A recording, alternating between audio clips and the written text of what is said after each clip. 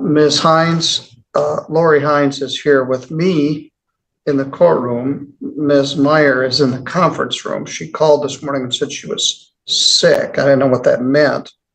I was concerned because she had never contacted Community Corrections for pretrial supervision until last Friday. Then she called this morning and told them she was sick. But anyway, she's here now, and that's good. I'm not sure. What kind of sick are you? You got a mask on, like respiratory? Like I feel COVID symptoms, but I have not tested positive for COVID. But yeah, it's in my chest and my breathing. I just don't want to get anyone else sick. We'll address this. All right, Ms. Hines, what would you like me to know here? You know most of all the facts. It just was an unfortunate situation that happened at Walmart. That the incident that caused my client to take the prepaid gift cards. So she's here today. I know she wants this. She doesn't have a criminal history, so I know she want that to be taken into consideration. But she knows there's going to be a penalty for what she did, and she's a mother of children and primarily used the money for her kids. So did you spend all $3,900 worth of the gift cards? No. How many did you use? I've used a little bit off of each one, but I know I didn't use the full amount. But I honestly can't sit here and tell you like dollar sign wise how much it is that I did spend. I know I spent. Well, apparently Walmart reimbursed this lady, so I don't think she's out anything, but the restitution, what happened to the rest of the gift cards? They're still on the gift cards, but I do not have the gift cards anymore. All right, say you don't have them. What happened to them? I felt guilty and it was wrong what I was doing. So I moved. So they're wherever they're left. I don't have them on me. I don't. All right. Well, one thing that I look for to see whether people telling me the truth or not is whether they give me a direct answer or say 3 paragraphs. Let me ask you again, what happened to the remaining gift cards? I left them when I moved. Left them where? At my grandma's, and she moved, so they're probably in the trash. So you used an indeterminate amount of them. At which Walmart store did you use them? I didn't use them at a Walmart store, but I took them from Three Rivers Walmart. All right. Where did you use them? ATM to get money for diapers and stuff. Mainly the ATM. I would really like to know where this money was spent, whether it was spent at Chili's or so you just get cash. And I'm also interested in how much you actually stole from it. All right, your lawyer says you don't have any criminal record. Did you get charged with anything, any place? Like I've been charged for this? That's not true. You were charged with theft in Elkhart County in 2022. You pled guilty to a larceny charge, and they put you on a 1-year suspended sentence and a pretrial diversion. Your name, your date of birth. So you're not telling me the truth about having a criminal history. You're not telling me the truth about what you did with the cards. You're not telling me the whole truth about where you spent the money.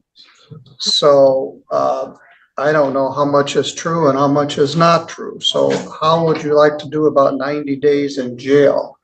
That sound good? Please don't. I got babies.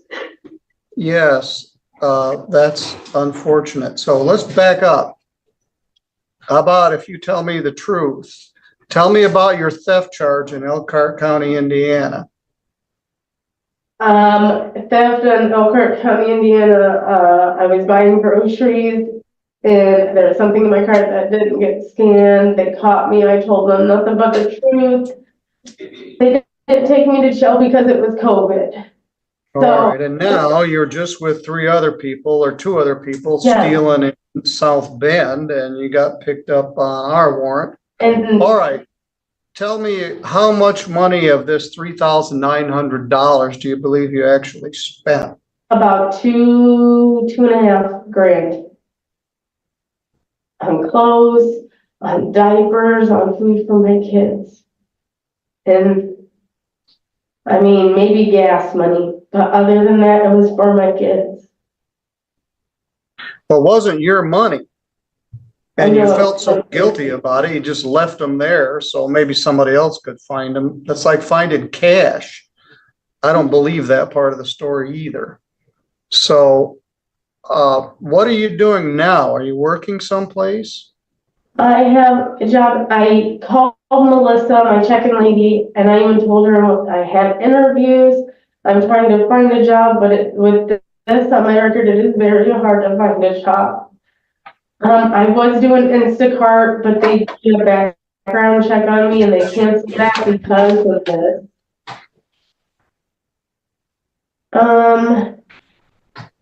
But I have been trying to find a job that will hire me with this. Yeah, this is not quite an embezzlement charge because you just stole someone's stuff. I had another guy recently stole someone's purse. He was in the store.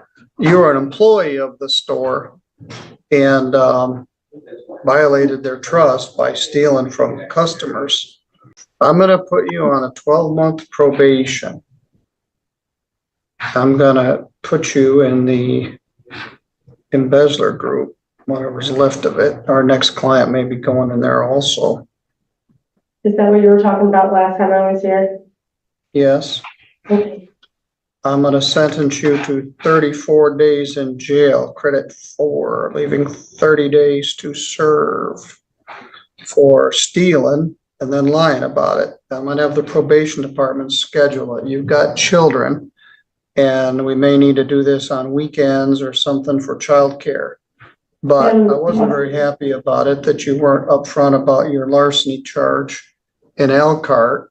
You were doing something you weren't supposed to do with people you weren't supposed to be with in South Bend, and you blew $3,900 worth of somebody else's money. The fine is $0. There's a $75 crime victims' rights fee, a $50 state minimum fee, a $150 attorney fee.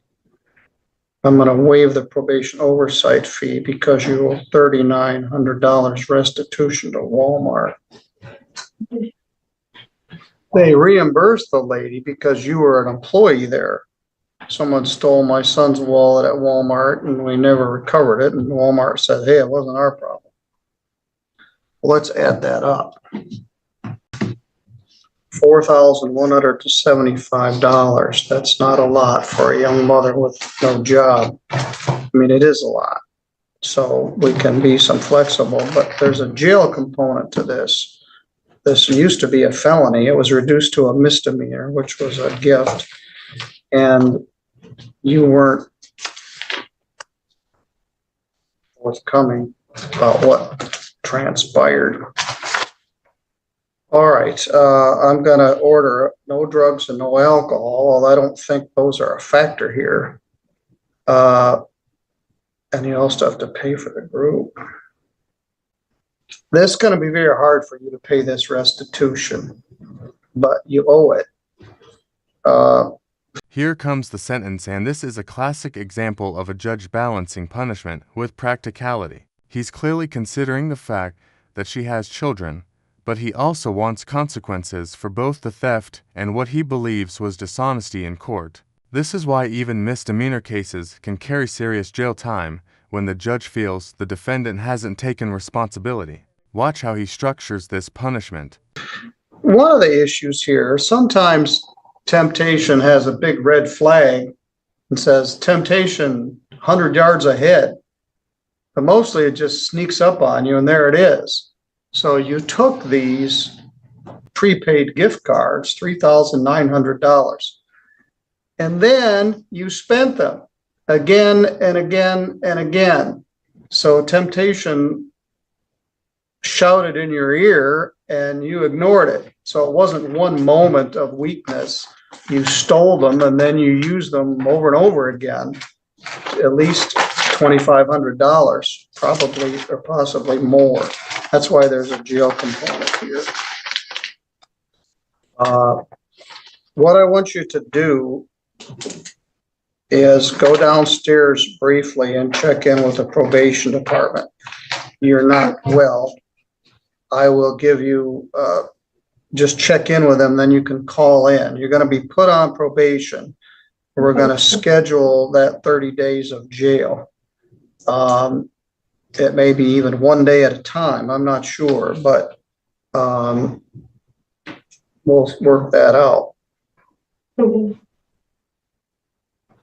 All right, Ms. Hines, anything further? Nothing, Your Honor. All right, you can show her where to go Yes, I downstairs. will. Thank you. Thank you.